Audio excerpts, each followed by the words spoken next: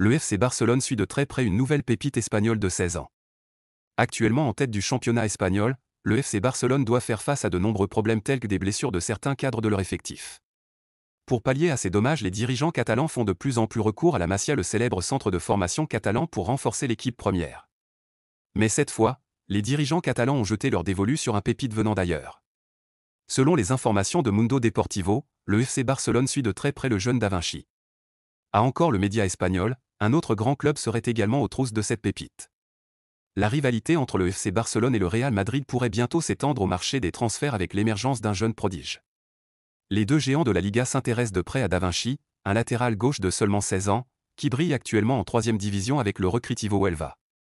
Sous contrat jusqu'en juin 2027, Da Vinci a déjà attiré l'attention des grands clubs grâce à ses performances remarquables. Avec un but et une passe décisive en 6 matchs cette saison. Son talent prometteur pourrait bien faire l'objet de nombreuses convoitises lors des prochains mercatos. Le FC Barcelone vise un milieu de terrain, bien connu en Premier League. Malgré le fait que le club blaugrana soit englué dans une crise économique sans précédent, les dirigeants catalans préparent déjà les prochains mercatos. Cet été, le Barça a pu enregistrer qu'une seule arrivée en la personne de Dani Olmo.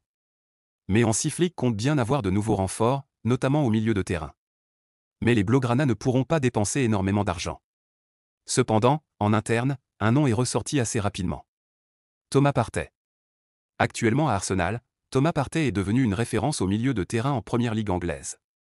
Très souvent utilisé par Mikel Arteta à Arsenal, l'ancien de l'Atlético Madrid a tapé dans l'œil de la cellule de recrutement du FC Barcelone.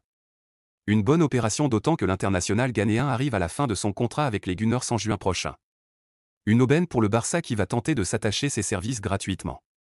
D'après les dernières informations de Relevo, Thomas Partey ferait son grand retour en Liga, lui qui a passé la majeure partie de sa carrière de l'autre côté des Pyrénées. L'Espagne fait un geste fort avec Yamal. Pour éviter de braquer le FC Barcelone qui pourrait bloquer son joueur à l'avenir, la sélection espagnole a accepté de libérer Lamine Yamal, sévèrement bousculé par les Danois lors de leur dernière rencontre. Après que la situation ait commencé à se tendre sérieusement entre le FC Barcelone et la fédération espagnole, une bonne décision a été finalement prise concernant Lamine Yamal.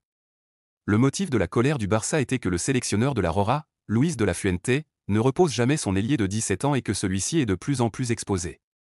Lors de la victoire sur le Danemark, 1-0, il a pris une grande quantité de coups et a été vu en train de sortir du stade en boitant.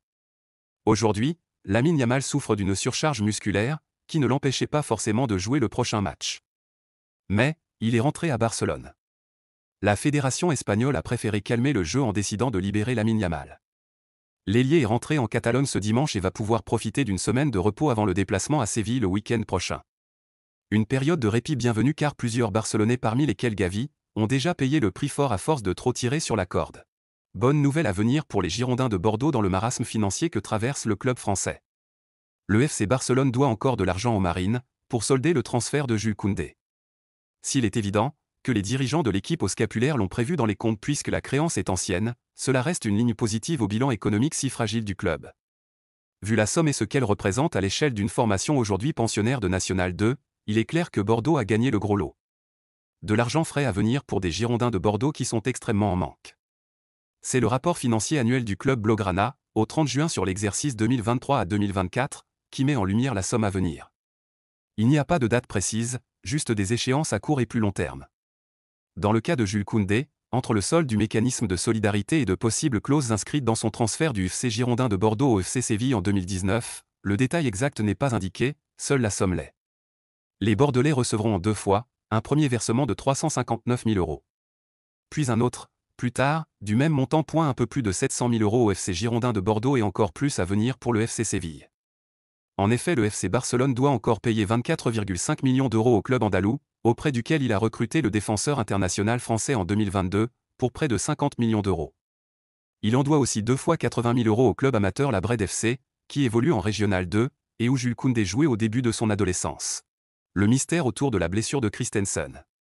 Il existe un mystère autour de la blessure d'Andreas Christensen dont le Barça n'a fait aucun communiqué, pourtant la période prévue pour son retour est proche. L'infirmerie du FC Barcelone commence à se désencombrer. Bien qu'il y ait jusqu'à 8 joueurs blessés, 3 d'entre eux, Fermin Lopez, Dani Olmo et Gavi, devraient faire leur retour après la trêve. Cependant, la situation d'Andreas Christensen commence à interroger. Le défenseur danois n'a joué que 26 minutes lors de la première journée contre Valence avant d'être remplacé par Pau Cubarsí. Par la suite, le club a diagnostiqué une tendinopathie au talon d'Achille gauche. Le temps de récupération n'a pas été clairement précisé, même si le club avait mentionné qu'il pourrait prendre quelques mois. Ainsi, la période normale de rétablissement correspondant à sa blessure est arrivée, et jusque-là, aucune nouvelle sur l'état de Christensen. Le club n'a pas donné d'informations sur l'état de santé du défenseur bien que le temps normal pour son rétablissement devrait être après la trêve. Cette incertitude commence à inquiéter les supporters catalans. De nombreuses rumeurs remettent en cause un retour prochain, car ce type de blessure au tendon d'Achille est habituel chez le joueur du FC Barcelone. Christensen a également reçu un traitement conservateur, comme dans le cas de Frenkie de Jong. Par conséquent, le club fait preuve de prudence et ne hâte pas le retour du joueur. En outre, Hansi Flick refuse de prendre des risques avec un joueur qui n'est pas complètement remis. Le Barça va enfin rembourser Lionel Messi. En 2020, Lionel Messi a fait un effort comme d'autres de ses partenaires pour sauver le FC Barcelone. Le club va enfin le rembourser. À l'instar de Jordi Alba et Sergio Busquets, Lionel Messi va bel et bien revoir prochainement l'argent que le FC Barcelone lui doit toujours. En effet, pour aider les Blaugrana dont la trésorerie avait été mise à mal par la crise du Covid-19, la Pulga comme d'autres stars de l'effectif avaient renoncé au paiement direct d'une partie de leur salaire. Le remboursement des dettes Covid au programme de l'AG du 19 octobre si l'on en croit AS, le club catalan a prévu d'éponger totalement ses dettes en 2025. Le paiement des sommes dues à Messi et aux autres légendes des Blaugrana sera d'ailleurs à l'ordre du jour du prochain rapport financier soumis à l'Assemblée générale des sociaux du 19 octobre prochain. Même s'il est aujourd'hui sur un exercice compliqué avec des pertes nettes estimées à 91 millions d'euros, le FC Barcelone compte sur son renouvellement de contrat avec Nike et sur le retour au Camp Nou pour régler la douloureuse dette.